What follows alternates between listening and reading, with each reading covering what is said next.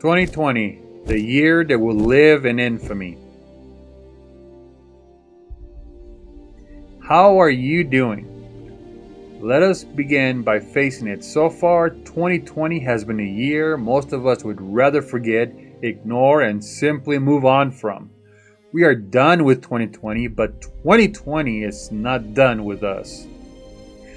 We have had to deal with fire, social unrest, storms, and all in the middle of a pandemic. War has not broken out yet, and people have become divided in a manner not seen in a long time.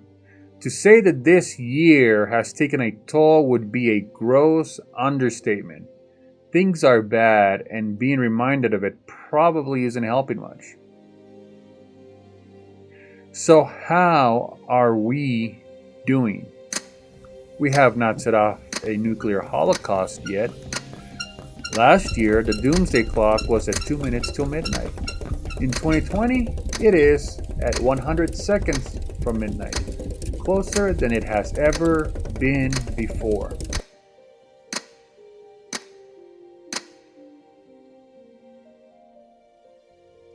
April marks the beginning of the fog for me. This is how I dealt with it. My mind wanted to shut down, but even though I refused, I still ended up in a state of observable lethargy.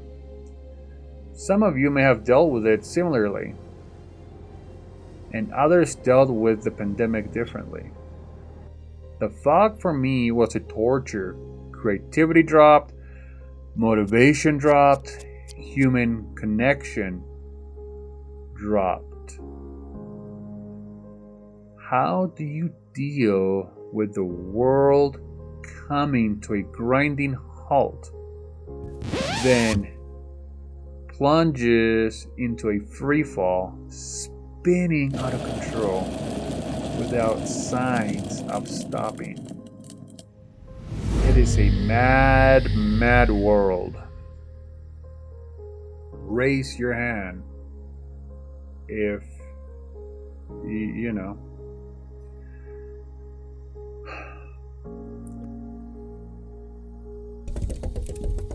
So I lost a quarter of a year in progress, plus everything I had been working on.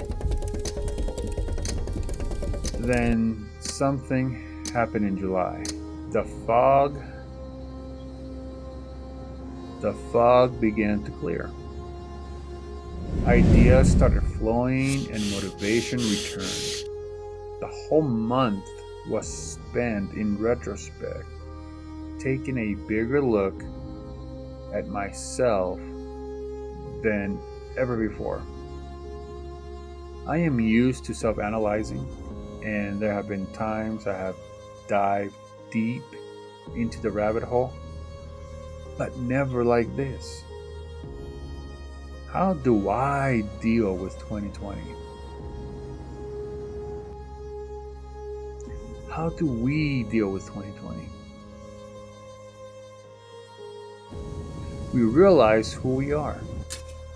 Dig deep and find that which defines us. Get rid of the fodder that we surrounded ourselves with and let it go, a casualty of the times. Use 2020 to define or redefine ourselves. What are your core values and beliefs? What truly matters? Our power comes from this knowledge. Self-knowledge and awareness is part one of my answer to 2020. For too long, we've lived vicariously through a screen. It is time to stop spectating others experiencing life and go out there and live our own. Some, sadly, maybe the majority will self-medicate by binge watching seasons of shows, never realizing who they are or some other, maybe worse, self-destructing behavior. I took a course and learned a new skill in August. many have taken to self-improvement. The class was challenging, but it brought me much satisfaction. The last thing I needed was a challenge, I thought, since 2020 provides us with all the challenge we could ever want. I needed a win. Something to prove I could still play this game called life. It changed my area of focus from I am someone in fog that cannot do anything to, hey, look at what I just did. It helped me change the narrative. Second part to my answer. Focus on your wins. Change the narrative. 2020 is not the year that crushed me. It is the year that brought out the best in me. It made me proud to be myself. I stared 2020 in the eye, and despite soiling myself, I found the fortitude to smile. Perhaps the biggest challenge we have in 2020 is that for the first time, we stand divided. We cannot shake hands or even high five each other. Heaven help you if you go in for a more familiar gesture like kissing or hugging. Personally, I have issues with being touched. Often I shy away and prefer people keep their hands to themselves. I am not a hugger, but I long to hold someone close and in one gesture communicate how much love, affection, solidarity, dependability we have in each other. We are not alone, yet we are so out of touch. We feel that way. Third part to my answer. No, do not go out and start kissing random strangers, but reach out. Please reach out. Communicate, especially if you're not okay.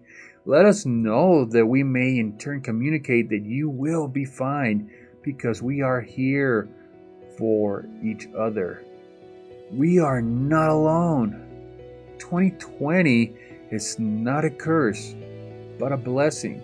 Trials and tribulations always are, though they do not seem like it at the time.